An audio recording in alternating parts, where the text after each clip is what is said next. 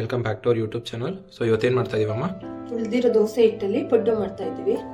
ಅದಕ್ಕೆ ಬೇಕಾಗಿರೋ ಪದಾರ್ಥಗಳು ಸ್ವಲ್ಪ ದೋಸೆ ಹಿಟ್ಟು ತಗೊಂಡಿದ್ದೀನಿ, ಮತ್ತೆ ಒಂದೆರಡು ಈರುಳ್ಳಿ, ಒಂದೆರಡು ಹಸಿಮೆಣಸಿನಕಾಯಿ, ಸ್ವಲ್ಪ ಕೊತ್ತಂಬರಿ ಸೊಪ್ಪು, ಒಂದು ಸ್ವಲ್ಪ ಸೋಡಾ, ರುಚಿಗೆ ತಕ್ಕಷ್ಟು ಉಪ್ಪು. ದೋಸೆ ಹಿಟ್ಟು ಯಾವ ಥರ ಪ್ರಿಪೇರ್ ಮಾಡೋದು ಅಂತ ಪ್ರೀವಿಯಸ್ ಒಂದು ವಿಡಿಯೋ ಮಾಡಿದ್ದೀನಿ, ಅದನ್ನು ನೋಡಿ. ಇದಕ್ಕೆ ದೋಸೆ ಹಿಟ್ಟಿಗೆ ಈರುಳ್ಳಿ, ಸ್ವಲ್ಪ ಸೋಡಾ, ಕೊತ್ತಂಬರಿ ಸೊಪ್ಪು,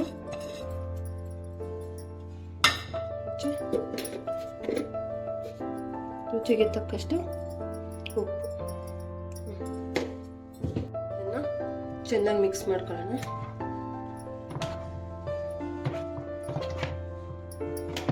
ಇದನ್ನ ನೀವು ಬೇಕಾದ್ರೆ ಒಗ್ಗರಣೆನೂ ಹಾಕೋಬಹುದು. ನಾನು ಎಲ್ಲ ಹಸಿದೆ ಹಾಕ್ತಿದ್ದೀನಿ. ಸಣ್ಣ ಸಣ್ಣ ಕಟ್ ಮಾಡ್ಕೊಂಡು ಈ ಥರ ಮಿಕ್ಸ್ ಮಾಡ್ಕೋಬೇಕು. ಈಗ ಒಂದು ಸ್ವಲ್ಪ ಹೊತ್ತು ಬಿಡೋಣ, ಒಂದು 5 ನಿಮಿಷ. ಅಂಟಿಸ್ಕೊಳ್ಳೋಣ. ಇದು ಪಡ್ಡು ಮಣೆ. ಇದು ಯಾರ್ದ ಈರುಳ್ಳಿ ಹೆಚ್ಕೊಂಡು ಹಿಂಗೆ ಎಣ್ಣೆ ಒಳಗಡೆ ಹೆಚ್ಕೊಂಡು ಹಿಂಗೆ ಸ್ಕ್ರಬ್ ಮಾಡೋದ್ರಿಂದ ನೀಟಾಗಿ ಬರುತ್ತೆ, ಸ್ಟಿಕ್ ಆಗಲ್ಲ. ಸ್ಟಿಕ್ ಹೌದು, ಫುಲ್ಲು ಮತ್ತೆ ಎಲ್ಲ ಕಡೆ ಕವರ್ ಆಗುತ್ತೆ. ಇದಕ್ಕೆ ಹಿಟ್ಟು ಹಾಕೊಳ್ಳೋಣ. ಲೋ ಫ್ಲೇಮಲ್ಲಿ ಇಟ್ಟಿದ್ದೀನಿ, ಜಾಸ್ತಿ ಉರಿ ಮಾಡಬೇಡಿ.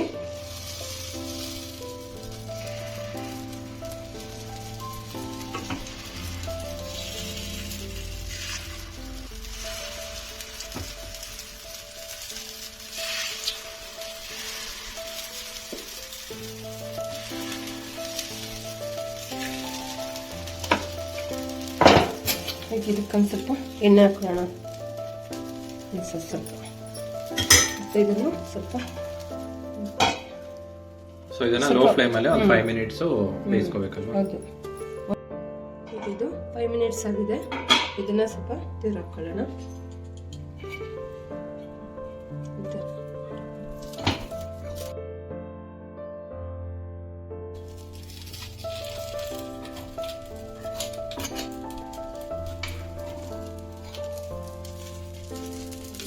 ನೀಟಾಗಿ ರೋಸ್ಟ್ ಆಗಿದೆ.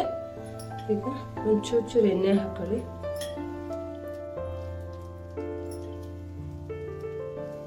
ಮತ್ತೆ ಈ ಕಡೆಯಿಂದ ಒಂದು 2 ನಿಮಿಷ ಇಟ್ಟು ಕ್ಲೋಸ್ ಮಾಡಿ. ಒಂದು 2 ನಿಮಿಷ ಸಾಕು.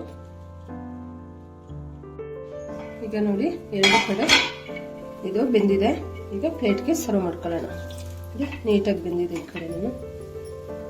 ಈಗ ಪ್ಲೇಟ್ಗೆ ಸರ್ವ್ ಮಾಡ್ಕೊಳ್ಳೋಣ.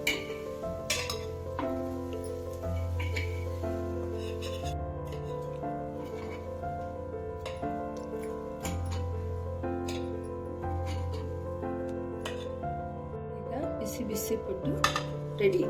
ಅಮ್ಮ, ಇದಕ್ಕೆ ಕಾಂಬಿನೇಷನ್ ಕಾಯಿ ಚಟ್ನಿ ಚೆನ್ನಾಗಿರುತ್ತೆ.